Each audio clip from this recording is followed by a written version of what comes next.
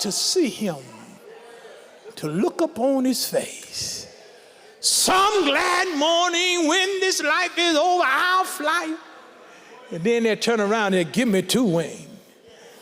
Two wings to veil my face, and two wings to veil my feet, and two wings to fly away. Then they turn around, soon I will be gone. Thanks for tuning in to today's broadcast with Dr. Ricky E. Carter, pastor of the Good Hope Baptist Church, with the sermon title, The Secret of a Happy Life, recorded September 21st, 2025. Enjoy. The Lord is my shepherd. I shall not want. He make me to lie down in green pastures. He lead me beside the still waters. He restoreth my soul. He leadeth me in the path of righteousness. Get this, for his name's sake.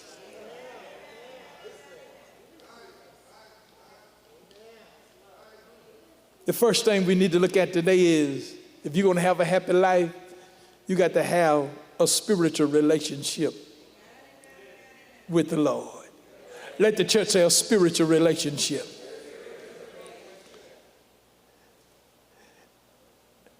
Now, if you have a standard King James Version translation, most of them record the word Lord in all capital letters. Because when you talk about Lord, one of his names is Adonai. A-D-O-N-A-I. Talk about the Lord, he's sovereign, he's in absolute control. But then when you look at it in the original Hebrew language, we get the name Jehovah. The Lord, he is Jehovah. And when you talk about the word Jehovah, it comprises of three different words connected to make one word. Because when you deal with that word Jehovah, Yah, J-E-H, that means the God who will.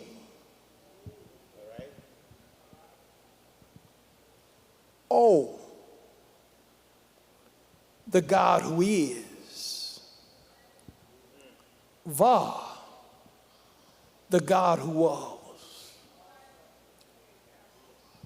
The God that David talks about is the God who will, the God who is, and the God who was.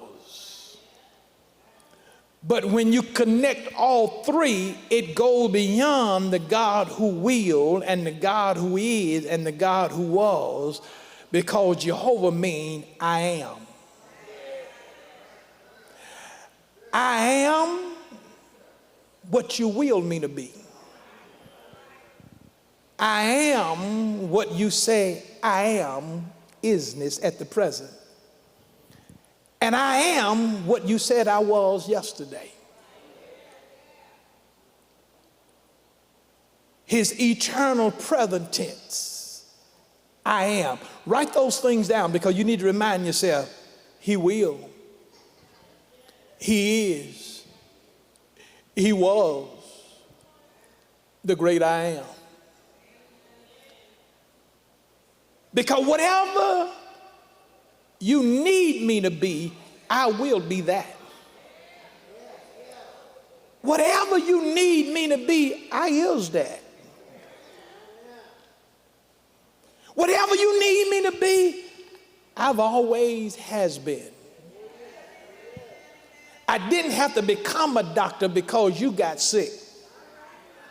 I've always been a doctor. I didn't become a provider because you was in a situation in which you had never been before, where you didn't know how you were going to make ends meet. I've always made ends meet. Just because I haven't shown up in that manner to you doesn't mean that I have not shown up previously for others. And can I tell you today that that's why you have to understand that there is no other relationship that brings such great assurance. Y'all ain't feeling me. As much as your mama loves you, there are some things your mama can't do for you. As much as your mama loves you, there will come a time, if she haven't transitioned, that she will transition and leave you. But the God whom we serve will never leave you, never forsake you, never fail you. Come on now. Because there's no other relationship that can compare with the relationship that you have with God that only comes through Jesus Christ.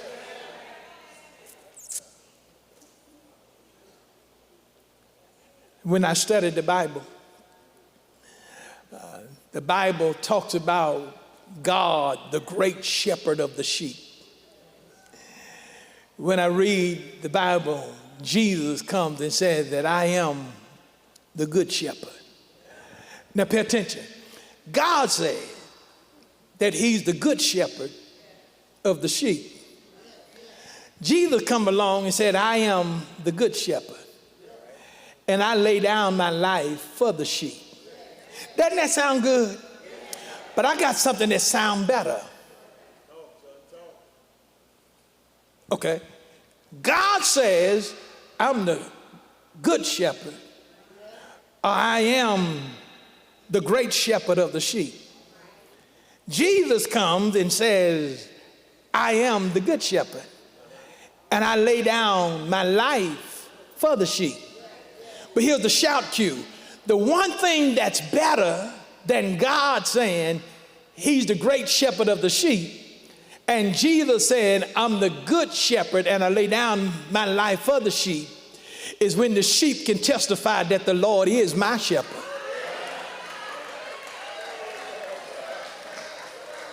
See, everybody is not privileged to testify that the Lord is my shepherd. And I shall not want, because as his sheep, the shepherd will supply, is supplying, and has always supplied everything that I need, because he is the great I am. Because he is what he was, he is what he is, and he is what he always will be. Yes, he is the great shepherd of the sheep, and Jesus is the good shepherd and laid down his life for the sheep. But to be able to declare the Lord is my shepherd takes it to a whole new level. You heard of that incident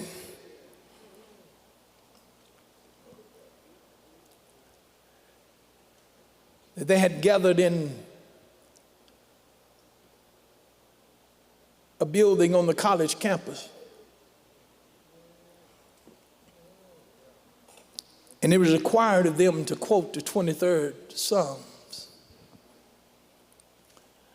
Young girl gets up and she quotes, she articulates, she dotted every I, crossed every T. She quoted with excellence of speech the 23rd Psalm. Little black boy gets up from the hood. And they was expecting him to quote it just as it was written. But rather than quoting it as it was written, he quoted as he experienced it. He said, the Lord is my shepherd, and I ain't never had to want for nothing. He said, Lord, make me lay down in pastures that's green. And by the time he finished with the psalm, people was crying. People stood up, and for 15 minutes after he was done, they were still clapping and crying and weeping and wailing. And the question was asked, how could he get such a response? And one of the professors stood up and said, she got a standing ovation because she articulated.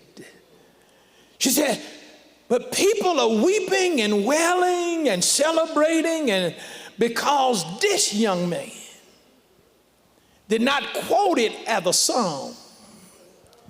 He testified because of his experience. Can I tell you, when you know what it is to experience a relationship with God, that you ought to be in awe? Because one moment it ought to make you smile. Another moment it make you cry. Another moment it make you stand. Another moment it makes you bow your head. Another moment it makes you heist. Yeah, that's an old word we used to use in the country. Lift up your head and broaden your shoulders and lift your hands and give him thanks, because the relationship is so life-changing that it moves you from one emotion to the next emotion. Why? Because every day with the Lord gets sweeter than the day before. Oh, it pays to serve Jesus every step of the way. To be falling in love with Jesus was the best thing I ever. Do you love him? Do you know him? Have you tried him? Ain't he all right?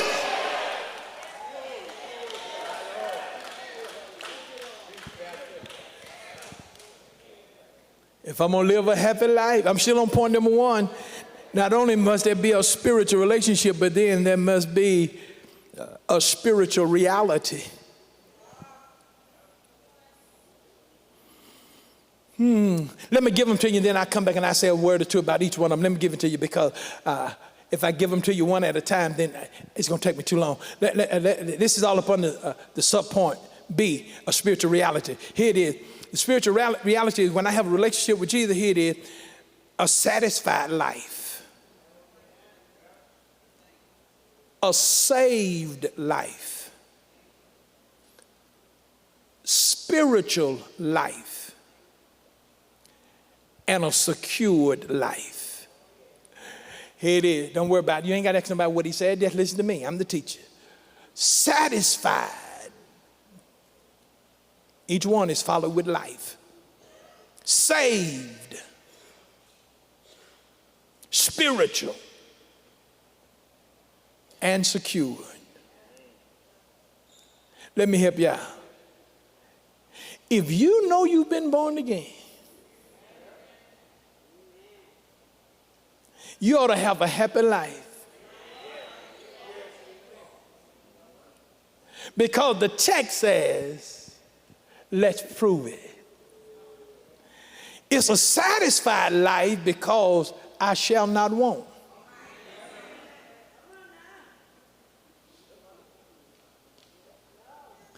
Every relationship I know, somebody's wanting something.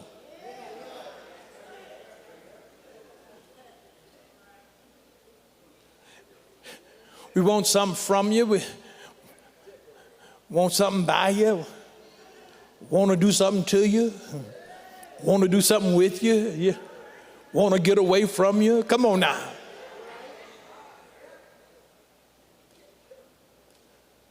But I've been with God now since I was 15 years of age. And can I tell you, today, 3rd Sunday in September, at 12:35 today, I'll make a birthday. 45 years ago today, I gave my life to Jesus. Now, you ain't got to celebrate, but I am. 45 years ago today,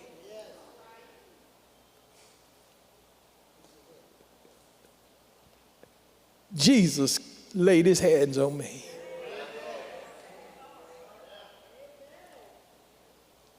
And can I tell you, and you heard it before, I'm satisfied with Jesus. But I'm to a point now that I remind myself by asking myself, is Jesus satisfied with me?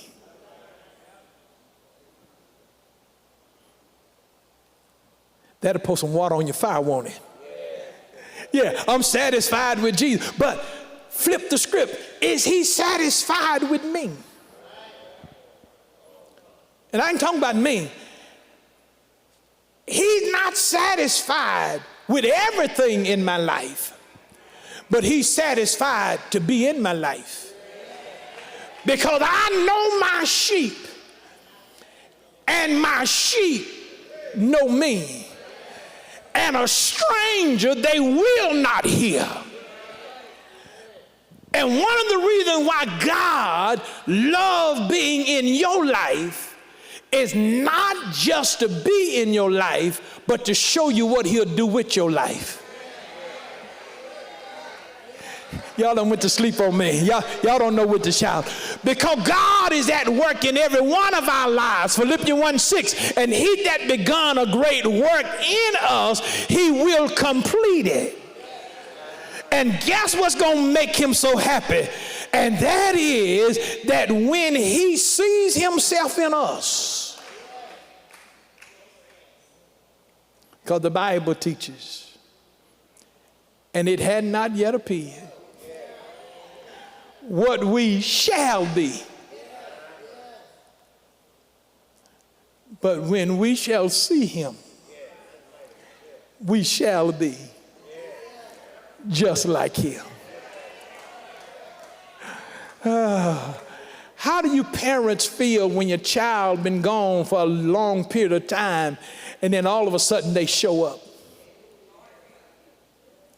And then you decide we're not going to cook, we're going to take them out to dinner, and then folk walk up to you and be like, man, she looked just like you. Homeboy, he looked just like you. And then you love to introduce the other, this is my son, or this is my daughter, or these are my children in whom I'm well pleased. Now, if that brings you that kind of enthusiasm and excitement, how do you think the Lord will feel when we get with him and we'll be just like him? He may not be satisfied with me, but he'll never give up on me because he's working on me to make me what he wants me to be, and what he wants me to be is just like him. And every one of us in here of age can testify that there have been times at least one somebody gave up on you. Yep, and if they didn't give up on you, they gave you up. And if you haven't, just keep on living. Because ain't nothing in the world like a broken heart. I wish I could get some help up in here. I'm going to say it again. There is nothing in this world like a broken heart. A broken heart would bring out some emotions you didn't even think you had. Because it doesn't matter where you are geographically, a broken heart is still a broken heart. It doesn't matter where you are spiritually, a broken heart is still a broken heart until you take your brokenness and put it in the hands of the great I am, because only God can mend a broken heart. Just because you're hurting today doesn't mean you have to hurt always. Turn it over to Jesus. He can work it out. A saved life, because the text says, and he restoreth my soul. Restoreth my soul. Restoreth my soul. God will make me what he originally purposed for me. Sin contaminated me, but because of a crucified Christ on a cross, he converts me. I'm not what I ought to be, not what I will be, but I'm glad I'm not what I used to be. He says, then it is a spiritual life because he leads me. in the path of righteousness. Then it's a happy life, not only because I'm satisfied, I'm saved, and I'm spiritual, but then it is secure. And don't think you all that. He does all that for his name's sake. His name is on the line. And we're the beneficiaries of so many blessings. And it's not because you deserve any of them, it's only because of his name. They asked one of the Alexanders the Greats, what is your name? He said, my name is Alexander the Great. He said, what do your daddy feel about you? He said, I don't always please my daddies. He said, so what did your daddy say to you? He said, my daddy told me I either need to change my behavior or change my name.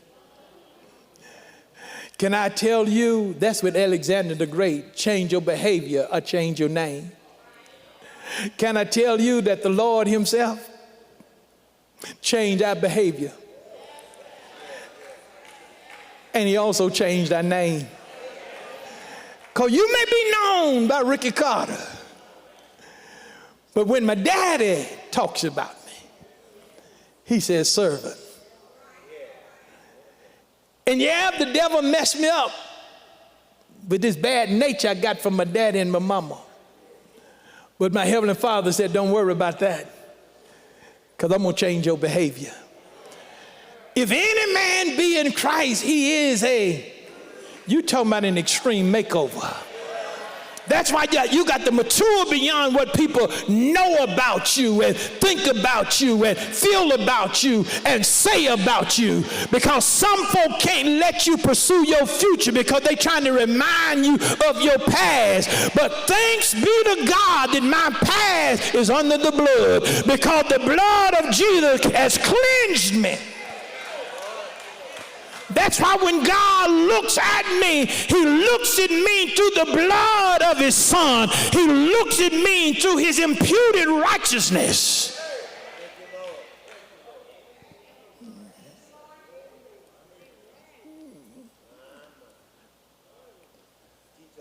Then he says there's not only a spiritual relationship, he said, but then there is a spiritual reality. He says, but then you need to rejoice because of the spiritual resource. I didn't say spiritual resources. I said the spiritual resource.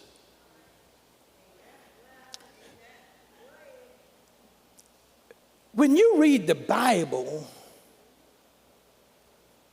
sometimes, especially when you're reading the same passage, look for stuff you never paid attention to. Verse 1, verse 2, and verse 3, I never paid attention out of all these years of reading it until this past week. David talks about one personal pronoun. He.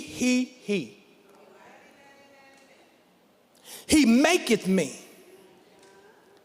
He leadeth me. He restoreth me. Y'all don't know when to shout. See, you don't know how blessed you are. Jehovah, the Lord, the only true God. Look, he maketh me, he leadeth me, and he restoreth me, because I can't do this for myself.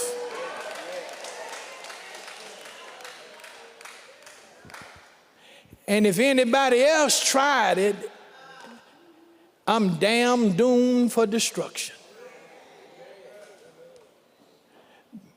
Because all of us know what it is to have some outside influence. And some of you need to go back down memory lane and think about, what if you would have got caught doing some of the stuff that other folk made you do because of influence?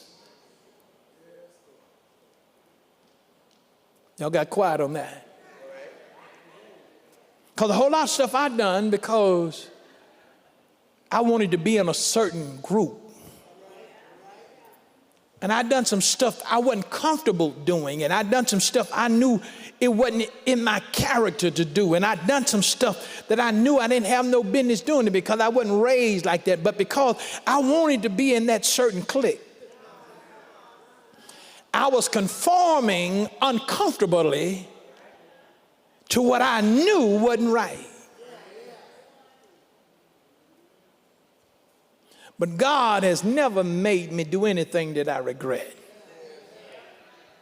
Now, there are some things I regret from not doing sooner. You heard me tell you at 6, I knew God wanted me to preach, but I didn't accept that responsibility until the age of 17. But 11 long years, now looking back, I regret. And sometimes I think about what kind of preacher I would be if I would have accepted at 6 rather than waiting till I got 17. He maketh me. He lead me. And the Lord has never led me into danger. He led me away from it. He never led me into destruction. He always led me away. He leads me. And every time I told him I got it from here, I made a mess. Because I got myself in some jams that I had to go to him and tell him, now, Lord, I need you. I done made a mess out of things, but I need you to deliver me from this mess that I've created from. And if you tell the truth, he's a mighty good leader. If you would be honest today, if you would tell somebody, if you would just learn to let the Lord lead you, that even when he lead you to places you don't want to go, through experiences you don't want to experience, it's a mighty good journey. Because he not only show you some things, but then he also share with you some things. And then while he show and share, he also supply something. Because he'll show you some things on the journey that you would not have seen if you had not been allowing him to lead. He'll share with you some things while you're on the journey that he would not necessarily share with you if you wouldn't allow him to lead. And then, brothers and sisters, you will understand the sacrifices that he made just so he could lead you. That even when you feel like you're the sacrifice, you'll come to realize he sufficed. Y'all missed it. Even when you feel like you are the sacrifice, you come to the resolve that you are what? Suffice. Because even through the storm, he was keeping you. Even through the sickness, he was keeping you.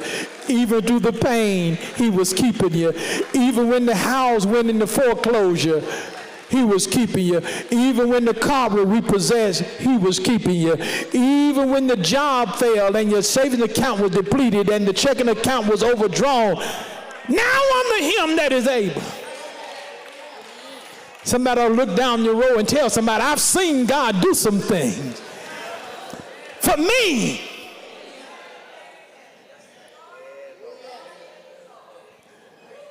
Let's move to point number 2 so we can get out of here. The secret to a happy death. Yea, though I walk through the valley of the shadows of death, I will fear no evil. For you are with me, thy rod and thy staff, they comfort me.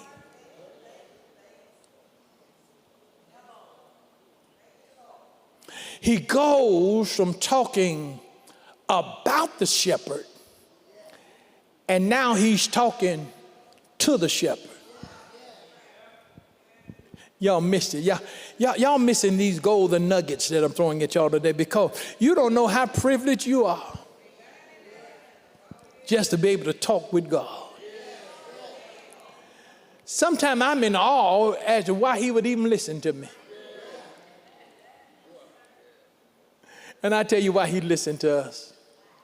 Because of who and what he is to us. I told you earlier, there's nothing better in the world than an individual to honestly say, the Lord is my shepherd. Because when you have the Lord as your shepherd, you can commune with him anytime, anywhere, for any reason, under any conditions, and in front of anybody. Because sometimes you can commune with God and don't even have to open your mouth. You know, when I was coming up, you know, your mom and your dad give you certain signs, and you knew what they mean. We even had certain signs when you didn't have much food. And you know, mom had cooked, but she only cooked enough for the family, and folk unexpectedly stopped by the house. She had a certain look she'd give you when she tell you, it's your time to go eat. Because every now and then, one to get up and leave the company of the company and go eat. Because they didn't have enough to spare with everybody. There was another look when she said, I know you better get out of the grown folk business and get out under that tree somewhere and go play, because children couldn't sit around grown folk when they talk. That's why some of you can't do nothing with your kids now, because you've exposed them to too much. I never forget Crofton, before we moved over here on Magnolia Street, from Magnolia Street, while we was over there, one of the little members, matter of fact, he's here today, and he's up in youth church now, and he ran up to me, almost a little taller, higher than my knee, and he said, I know why you want to move to church. I said, what you talking about? I know why you want to move to church. Why I want to move to church? So you can be close to your house. But how in the hell you know where I live?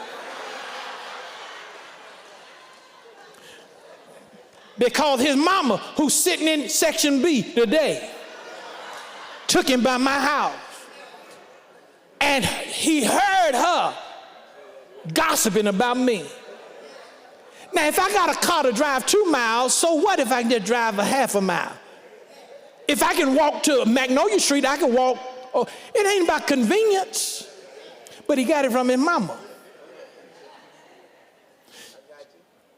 Anything I want to know about how folk really feel about me, I get close to the children. I don't be hugging these babies for nothing. I don't have them babies peeing on me and farting in my hand and all that stuff for nothing. It comes with a price, but it has some benefits.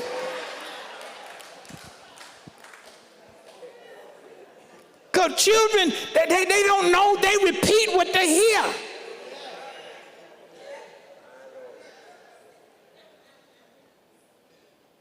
So I learned there's a lesson in any and everything. What they have to do with the text? I'm glad you asked me. When you know the Lord as your shepherd, you not only talks about him, but there are times you have to talk to him. When you're talking about him, that's my testimony. When I'm talking to him, that's because I'm going through a tough time, or a trial, or a test. And can I tell you, just because you know him does not exempt you from trials and troubles and tribulations and tears. But the good news is, even though I have to go through it, I'm already a victor. Greater is he that is within me than he that is in the world. We are more than conquerors through Jesus Christ our Lord. And thanks be unto God who give us the victory through Jesus Christ our Lord. So don't let life make you a victim when God have made you a victor. And don't feel that you have lost because you are being triumphed on, because God will turn your triumph to triumphancy. We fall down, but we get up again. Look. He said, yea, though I walk through the valley of the shadows of death, I will fear no evil, for thou art with me. Thy rod and thy staff, they comfort me. Let's pause there for a few minutes. A shadow have never hurt anybody. He said, yea, thou walk through the valley of the shadow of death. A shadow of a dog can't bite nor bark. The shadow of a car can't get you anywhere, because a shadow can't help or hurt. But in order to have a shadow, two things must exist. Number one, substance. And number two, light.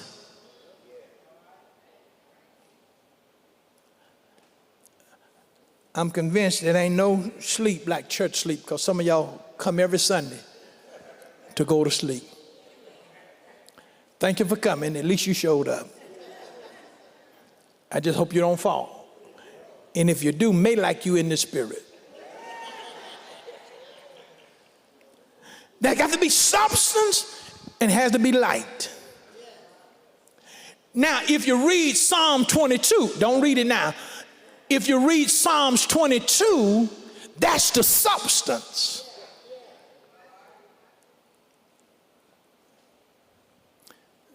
Because when you preach about the atoning work of Christ on the cross,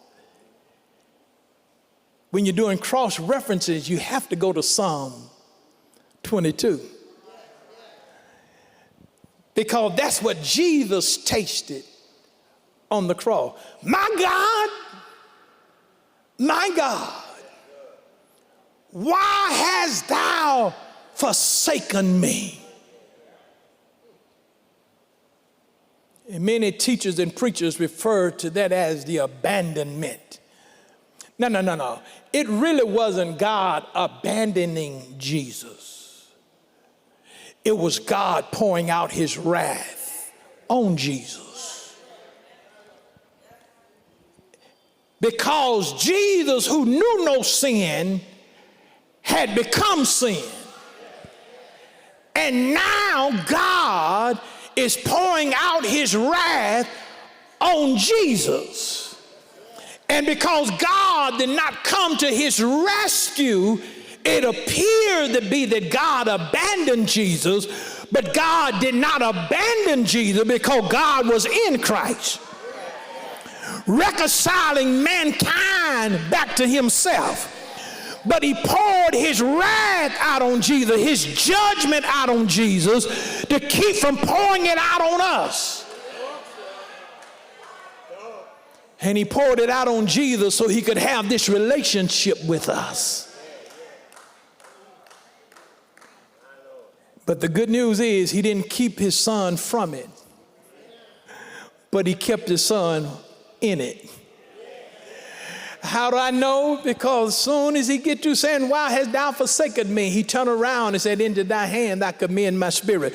Now, who in the world want to commit what is significant to you into the hand of somebody who's known to abandon you?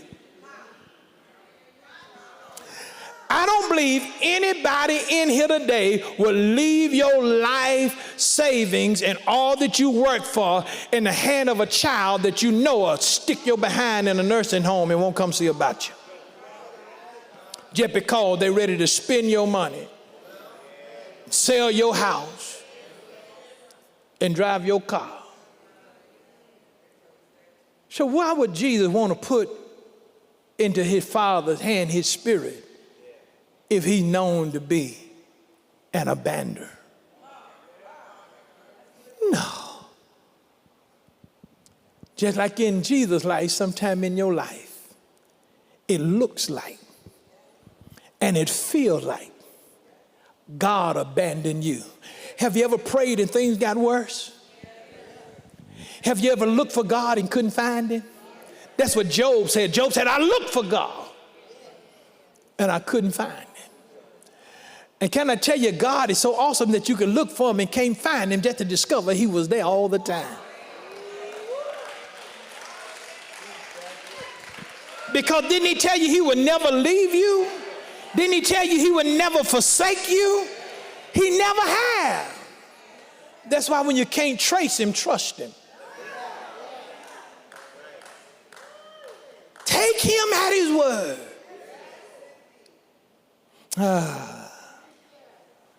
There's going to be substance, and then there have to be light. John 8:12. Don't turn there, just write it down. You can hear Jesus saying, but he that followeth me shall not walk in darkness, but you will have the light of life. So if Jesus is the substance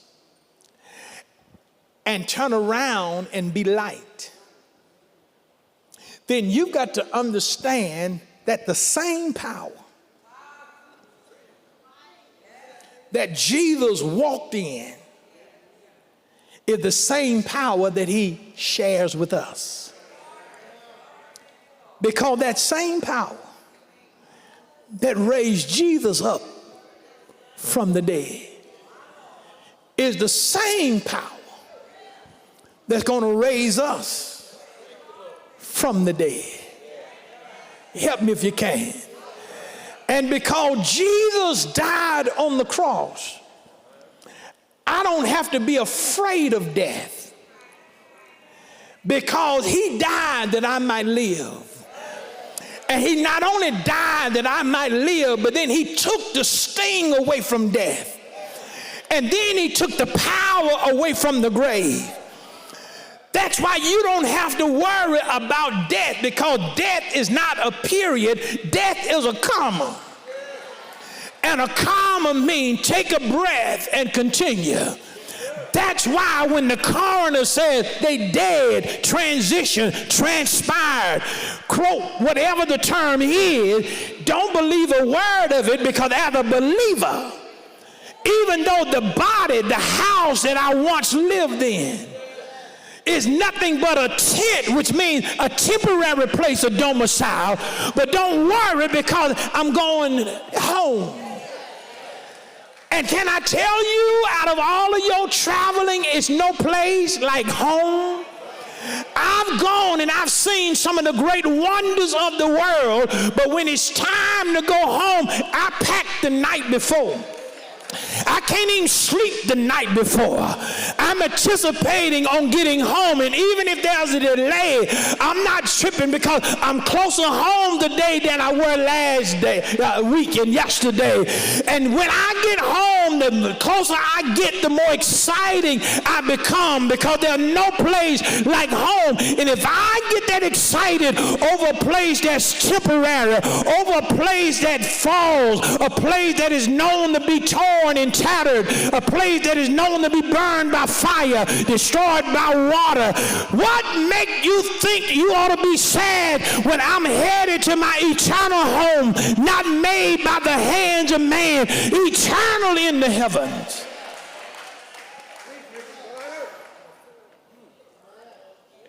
It's a valley of death, but it doesn't hurt,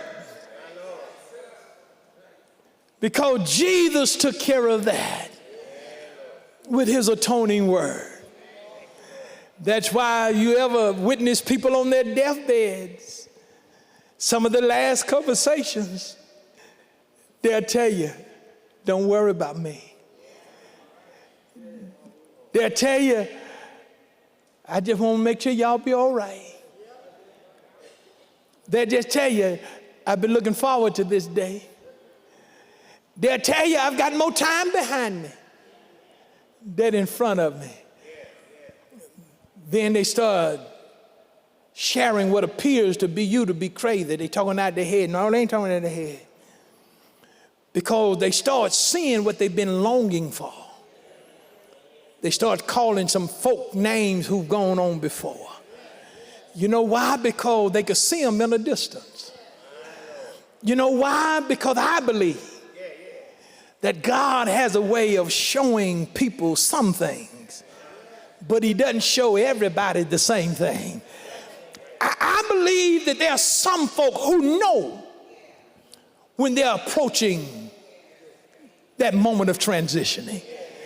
I've seen them. I've heard some of the things they say, and I've heard some people talk about what Paul talks about in 2 Corinthians chapter 12. I don't know if it was an out-of-body experience or what it was. That's what Paul said. Paul said, I really don't know what happened. All I know, I got caught up in the third heavens. And I've heard people say, I don't know what happened, but I saw a city. Everybody was dressed in white, and there was a light. And when you read the Bible, Jesus' presence lights up the city. angels arrayed in white. Sometimes I think God allowed people to see some things, to hear some things, to experience some things, to remind us of what Jesus said, let not your heart be troubled. Ye believe in God, believe also in me. In my Father's house are many mansions. If it were not so, I would have told you. I go to prepare a place for you. And if I go and prepare a place for you, I'll come again and receive you unto myself, that where I am, there ye may be also. I believe God let some folks see some stuff, hear some stuff, experience some stuff, to get ready for some stuff.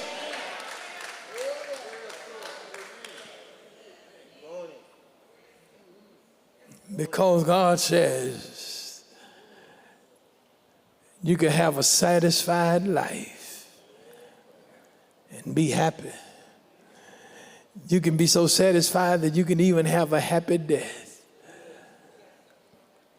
We used to sing songs and get happy talking about dying.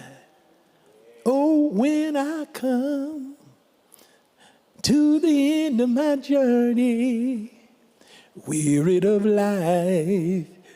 Then we get talking about the battle is fought and the victory is won. So y'all never heard that song. We used to get excited talking about that.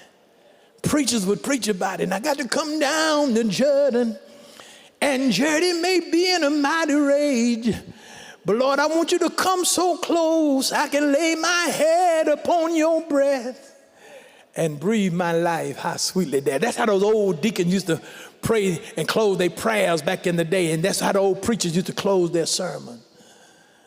And when I come down to the end of my journey, somebody asks me how I'm going to get there.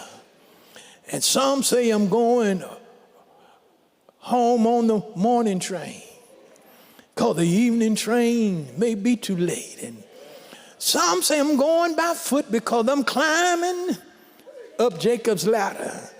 And every round goes higher than another. I'm going by the water till the old ship of Zion, it had landed. Then some say, I'm going by the air because some glad morning when this life is over. See, the old church looked forward to death. Negro not scared of it.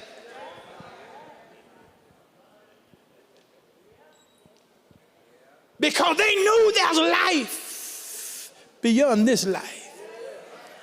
Oh, I want to see him, to look upon his face. Some glad morning when this life is over, I'll fly. And then they turn around and give me two wings. Two wings to veil my face, and two wings to veil my feet, and two wings to fly away. Then they turn around, soon I will be done with the trouble of this world. See, very seldom do you ever hear a choir sing any of that stuff anymore, because you know why? It don't mean anything to the average Christian now. But to those of us who've been walking with him a long time, we look forward to that day. Because this whole world is not my home. I'm just a poor pilgrim traveling through this old barren land. Oh, thy rod and thy staff. And I was trying to figure out why would David talk about the rod and the staff, but I had to practice what I've been preaching, and that is that whenever you get to one of those texts that have some tension, you always find out when the first time it was mentioned. First time I read about a rod and a staff were with Moses in the book of Exodus,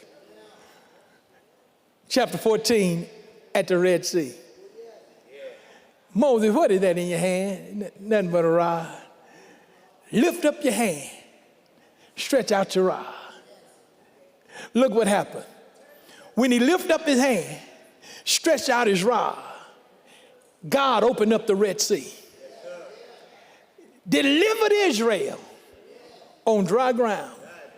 When it gets to the other side, the same rod lifted up, stretched it out, and it destroyed the enemies. Y'all missed it. God know how to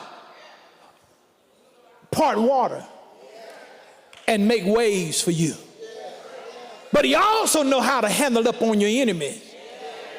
And he's not doing it for you. Ask me, why is he doing it? For his name's sake.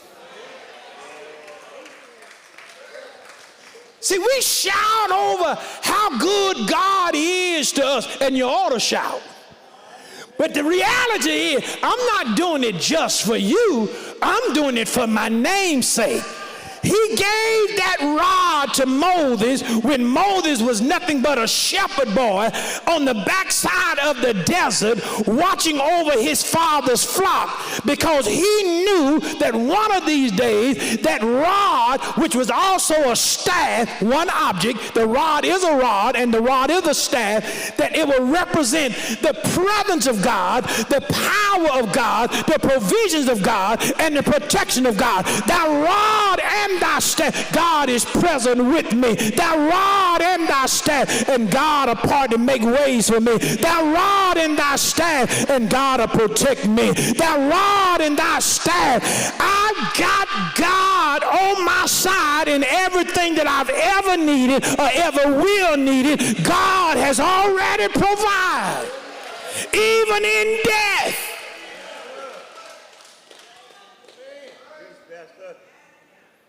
And then you hear folks say it, and they died peacefully. And I'm not like some of y'all, because I've seen some folk dying and they didn't die peacefully. I've seen folk dying, they were screaming.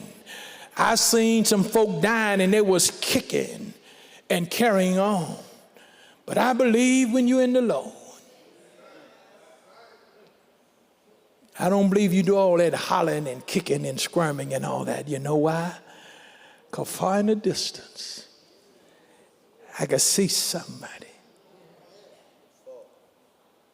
Hush. Hush.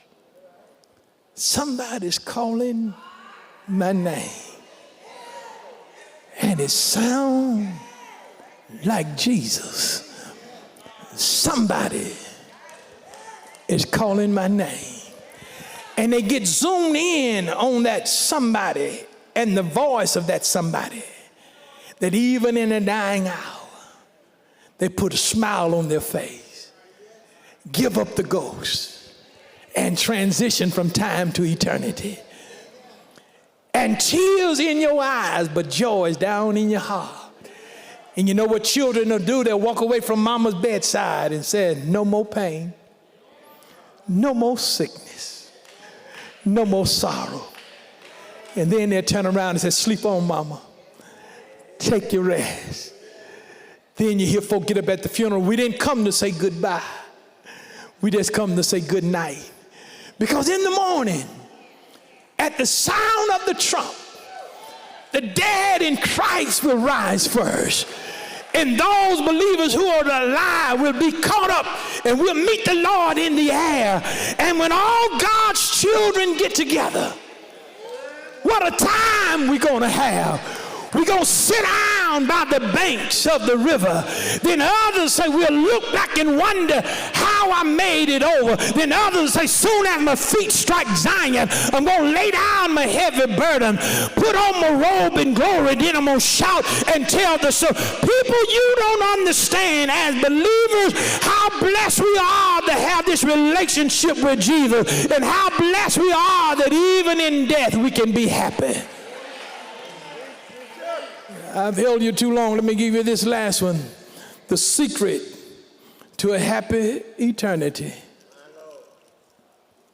Two things, and I'm done. The believer had what you call two footmen. See, back in ancient days,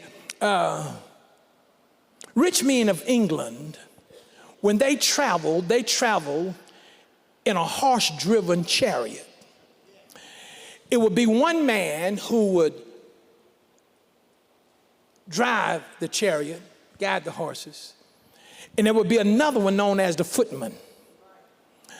When they reached their destiny, the footman would get the bags, make sure that he placed his bags in the rightful place. And then as the rich man would move from place to place, the footman would walk behind him, not only protecting, but also providing. I believe David tells the believer that as you travel from place to place, you're not traveling alone. Because we're so rich in Jesus, we have footmen that follows us. And one of them name is goodness. And the other one name is mercy. And I talked to God about this. Why goodness and mercy? And I didn't say the Bible said, I talked to God about this. And God kept bringing up in my spirit goodness and mercy. Because I keep on doing good things for you. Not because you deserve it, but because of mercy. See, y'all don't know when to shout. You know, since you've been saved, you done made a mess over and over and over again. But God keep on doing good things for us. Not because we deserve it, but because he's merciful.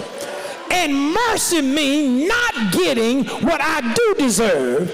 But God is so good, he give me what I don't deserve because he's merciful. That's why every morning when you wake up, he give you new mercies. And the reason why, because he want to bless us. Not because we deserve it, but he want to do it for his name's sake. Oh, let people scandalize your name. Let people talk about the wrong you've done. Let people talk about the dirty words you said, the dirty deeds you've done. Let people talk about places you've been that you should not have gone. Let them do all of that. But you just keep on walking. Keep on marching up the King's Highway. Because you know why? Because God is so good. Out of all that the people are doing to try to hurt you, God said goodness is following you. God is saying mercy is following you. And can I tell you, I thank God for goodness and mercy. Because I know I don't deserve all that God is and has done for me. I don't deserve to be in this pulpit today. If you knew some of the stuff I've done, you'd be telling the truth when you said he ain't fit to be in the pulpit. You're right, but thank God for mercy. I don't deserve to be blessed the way I'm blessed, but thank God for goodness. And that's why I learned to thank God in everything, because what I am, he made me. Where I am, he brought me. What I have, he gave me. And if I'm going to get anywhere, he's going to have to lead me. And can I tell you, I thank God he's leading me. And I thank God goodness and mercy is behind me. But I thank God David realized the last and final thing. And that is, I've got the eternity, not on earth, but in a new land. And our forefathers had so many different names about that new land. We used to sing the song, I'm bound for Mount Zion. That's a name for that new land, you know, way out on a hill. And if anybody make it, surely I will. Are y'all going to help me or just sit there and look at me today? We've had so many names for the new land. Another name is the New Jerusalem. Do I have a witness?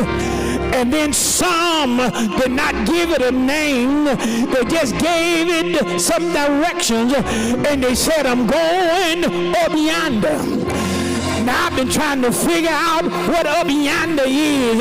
And they were adding, say, up yonder where Jesus is. Up yonder where the wicked shall cease from troubling, and the weary shall be at rest. Are y'all gonna help me? And I thought about it, Sister Dubose, when Paul said in 2 Corinthians 5, he called us tent dwellers. He's talking about the body. And then he said we're going to have another building. He was talking about a new body that we call a glorified body. But then John said we're going to have a new home. Now think about it, a new body and a new home. A new body that will never get sick, and a new home where sorrow shall never enter.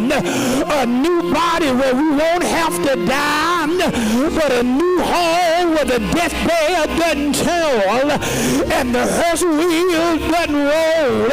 A new body where we'll never grow old, and a new home where every day will be howdy.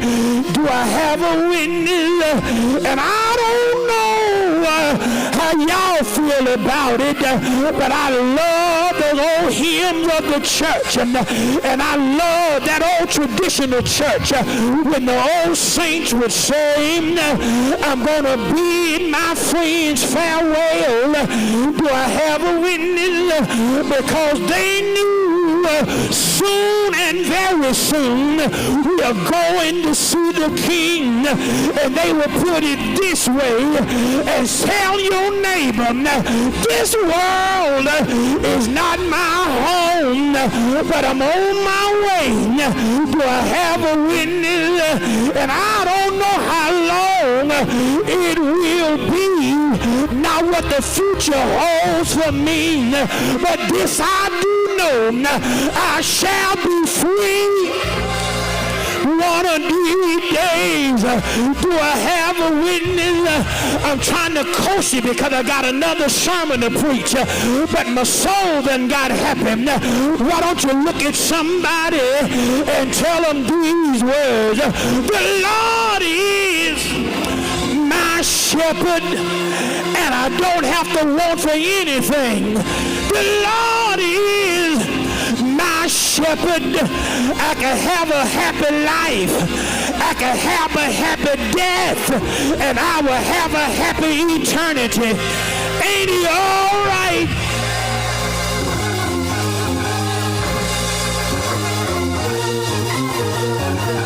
If I didn't have to preach again, I'll sure no holler right there.